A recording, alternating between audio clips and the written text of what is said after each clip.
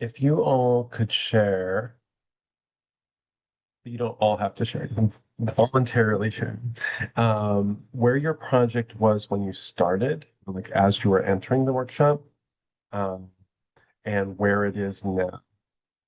Um, I can kick us off on this one. So when I started, I applied with everything I had, essentially. Like my application package was everything I had for this story, which was a two-sentence pitch, which is the pitch I gave at the beginning of this session, as well as three chapters. And I had no sense of outline. I had a sense of one particular ending scene that I maybe wanted to integrate and nothing along the way. So now I have a full sort of semi like we'll say like an 80% complete draft, which is great. And then I have ideas for how I need to fill in the remaining gaps, which is really exciting to me. So I think I am on track to finish that first draft by the end of the workshop, which is great. I'm feeling very good about it. The one thing I will say is that because my project is quite research intensive, that is gonna like have its whole own thing that I'll need to create a whole draft for. Um, yeah, that's it for me. I My project had been sitting in a drawer for like 2 years. It was another one of those victims of just the like whatever. Like my ADHD ADS is never gonna finish a novel, so like let's just give up now. Um, uh, it was maybe 18,000 words, 20,000 words or something. And I have a lot of struggles with time and attention, so I'm at like 48,000 words now. Uh, but it's it's progress, man. I started, I came into the workshop with a zero draft. So I would say I had my draft and I had my outline, but it was very rough. It was very messy. Lots of brackets of, they run away from the drama and go to the next scene. Like, lots of connective tissue needed to be filled in. And I also knew I wanted to completely tear apart the structure and rebuild a lot of it. So I rewrote the whole opening, and the beginning of what I rewrote is what I submitted to the workshop. And so I went into it with a very messy, somewhat complete draft.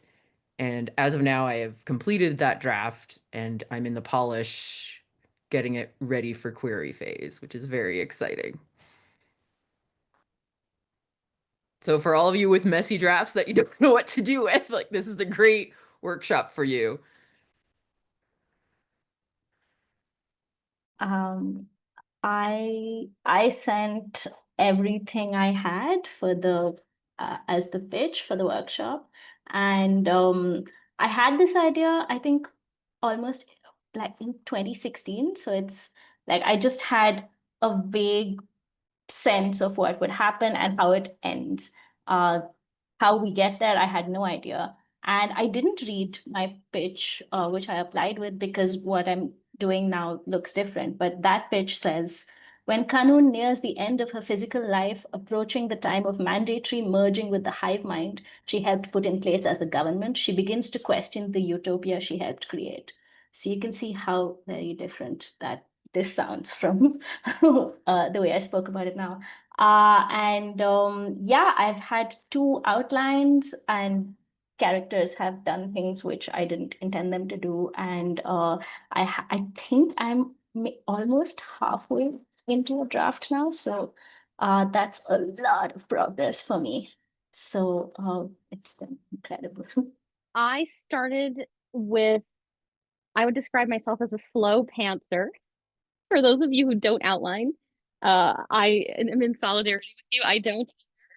Sorry, excuse me. And then, so I had at the time I applied about 40,000 words written, and the pitch, and I submitted the first three chapters, which was about 25 pages altogether.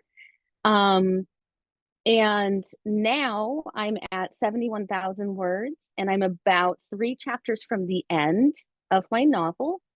and I expect to finish by the end of the workshop as well. And in my case, that'll go to my agents to be read, and then I'll revise later after based on their feedback. Just in the stage of career where I am right now. And I'm not an outliner. There was a point in the workshop where people outlined, but I don't do that. And it was nobody minded. The workshop leaders, and they didn't turn to me and like scold me and say like, you must outline.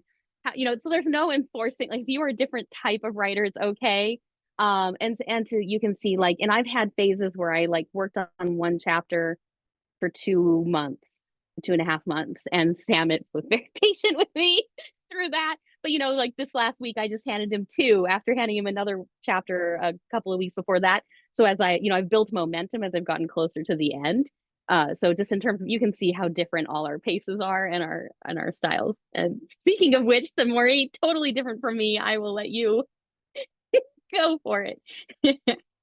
Yeah, it was, I have to say, like both on a personal level as well as with this book, I started this workshop in such a different place. Like, and again, I just want to bring up the fact that, when you think about writing and you think about someone like Virginia Woolf, who talks about people need a room of their own.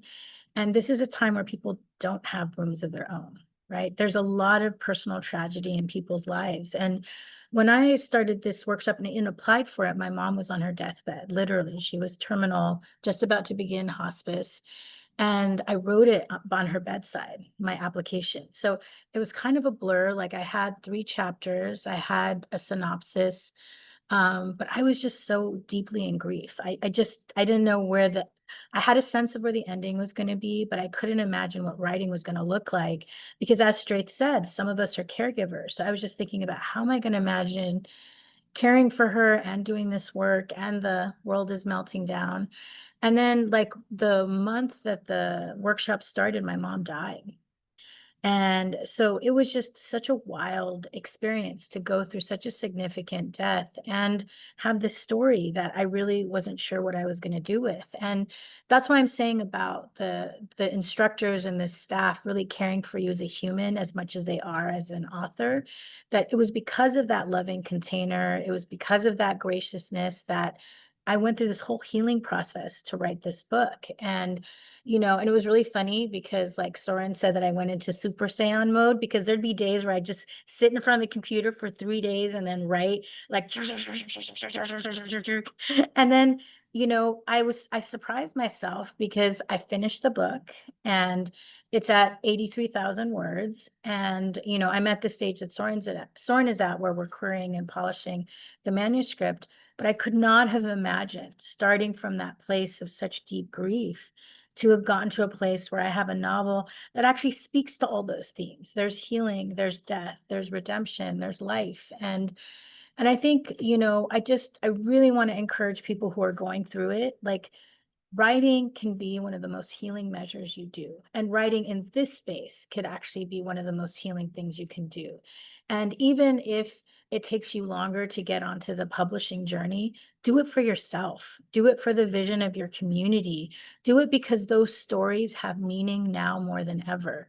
And again, I really thought about dropping out because it was so painful. Like the class here is so great. I feel like that first month of classes, I have no idea who I was. I don't even remember things I was saying because my consciousness was so broken.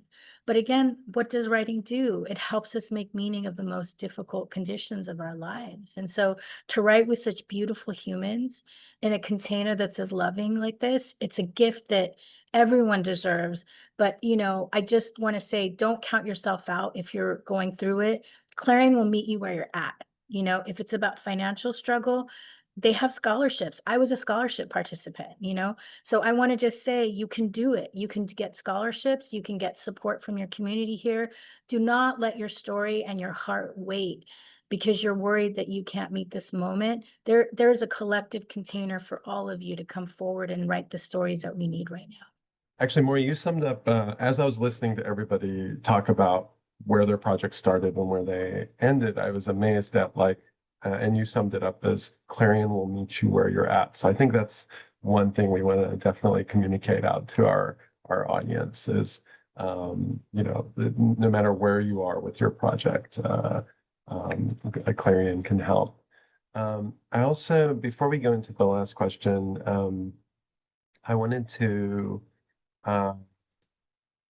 direct audience members, applicants, interested folks to our website, clarionwest.org, the contact page in particular. If you have questions, there's so many, we could go on for another hour or two. We really could. Um,